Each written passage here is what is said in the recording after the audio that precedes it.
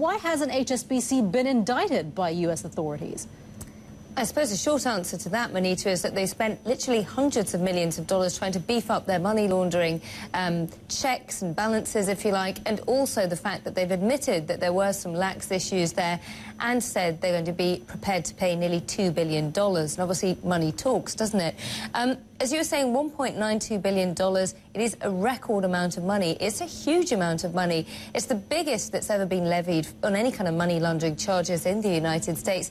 But we should bear in mind that obviously HSBC is a huge bank as well. This is a company that made about $12.7 billion worth of pre-tax profits in just the first half of the year. So what some analysts are saying is that basically they can afford it. Take a listen to what Ralph Silver told me earlier.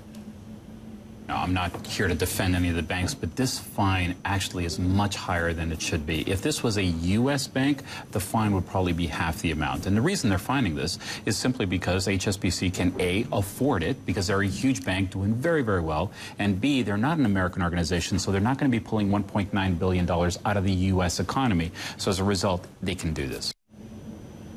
The issue, though, of having to put money aside for these kind of problems, Manita, and I might point out that what they've been charged as a fine, $1.9 billion, is quite a bit more than the $1.5 billion that they had warned investors they would have to put aside for this issue just last month. It has, of course, been eroding profitability for the CEO, Stuart Gulliver. And indeed, what we've seen recently is some of the ratings agencies like Standard & Poor's even questioning whether perhaps HSBC is too big to keep an eye on totally.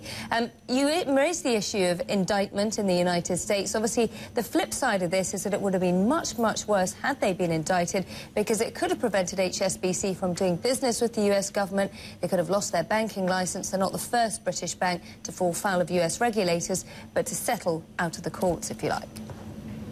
All right, Nina, thank you for that. Good to see you as always. Nina DeSantis reporting just there from CNN London. Well, the HSBC fine isn't just the biggest ever imposed on a bank. It's almost 3 times more than the next largest. Most of the monster fines have been handed down in the past year. Standard Chartered was told to pay $667 million for violating U.S. sanctions on transactions with Myanmar, Iran, Libya and Sudan.